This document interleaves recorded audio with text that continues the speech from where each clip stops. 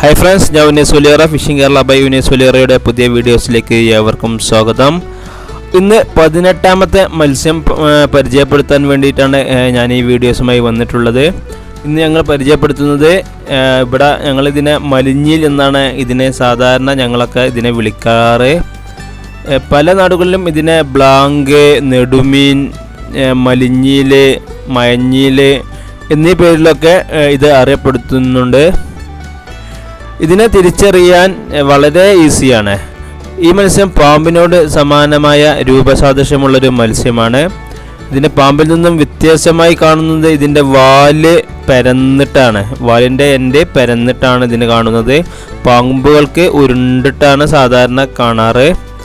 അപ്പോൾ ഇതിനെ ചില ആളുകൾ രാത്രിയിലൊക്കെ ഈ മത്സ്യത്തെ കിട്ടിയാൽ ആളുകൾ ഇതിനെ പേടിച്ചാലുണ്ടാവും. ഒരു നിമിഷം ഒന്ന് പേടിച്ചു പോവും ഇതിനെ പെട്ടെന്ന് കിട്ടിയാൽ. നല്ല ടേസ്റ്റുള്ള ഒരു മത്സ്യം കൂടിയാണ് ഈ മലിഞ്ഞിൽ എന്ന് പറയുന്നത്. അതുപോലെ തന്നെ ഇതിനെ മരുന്നായി ഉപയോഗിക്കാമെന്നൊക്കെ ചില ആളുകൾ പറയാറുണ്ട്. ചില ചുമക്കൊക്കെ ഇത് നല്ലൊരു മരുന്നാണെന്നൊക്കെ ഞാൻ പറഞ്ഞു കേട്ടിട്ടുണ്ട്. ചെറുപ്പത്തിൽ പറഞ്ഞു കേട്ടതാണ്. എന്തായാലും ഈ മത്സ്യം ഞാൻ ഒരുപാട് കഴിച്ചിട്ടുണ്ട്. എന്തായാലും നല്ല ടേസ്റ്റുള്ള ഒരു മത്സ്യമാണ്. ഈ മത്സ്യത്തെ പിടിക്കാൻ വളരെ ഈസിയാണ്. കാരണം ഈ മത്സ്യം ഇരയെ വിഴുങ്ങാറാണ് ചെയ്യാറ്.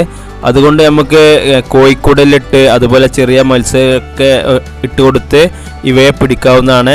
ഇവ പിടിച്ചാൽ, അതായത് മീൻ ഇത് കഴിച്ചാൽ അത് വിഴുങ്ങും. അതുകൊണ്ട് ഇവയെ കിട്ടാൻ ഈസിയാണ്. പക്ഷേ ഇതുള്ള സ്ഥലത്ത് നമ്മൾ ചൂണ്ടയിട്ടാൽ പെട്ടെന്ന് ഇതിനെ ലഭിക്കും. മലിഞ്ഞിൽ പാടങ്ങളിലും പുഴകളിലും സാധാരണ കണ്ടുവരുന്ന ഒരു മത്സ്യം തന്നെയാണ്.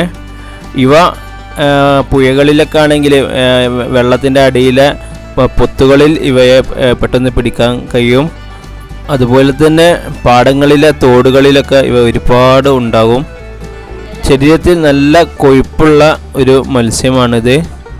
ഇതിനെ കൈകൊണ്ട് പിടിക്കാൻ വളരെ പ്രയാസമാണ്. നമുക്ക് കൈകൊണ്ട് പിടിച്ചാൽ കൈൻ്റെ ഉള്ളിലൂടെ വഴുതിപ്പോവാൻ നല്ല ചാൻസ് ഉള്ളൊരു മത്സ്യം കൂടിയാണ്. ഇവ നല്ല വലുതാകുന്ന ഒരു മത്സ്യമാണ്. ഇനി ഈ മത്സ്യത്തെ കണ്ടാൽ പാമ്പാണെന്ന് ആരും തെറ്റിദ്ധരിക്കേണ്ട. ഇത് നല്ല ടേസ്റ്റുള്ള മത്സ്യം തന്നെയാണ്. വീട്ടിൽ കൊണ്ടുപോയി കറി വെച്ചോളുണ്ടോ. അപ്പോൾ ബൈ.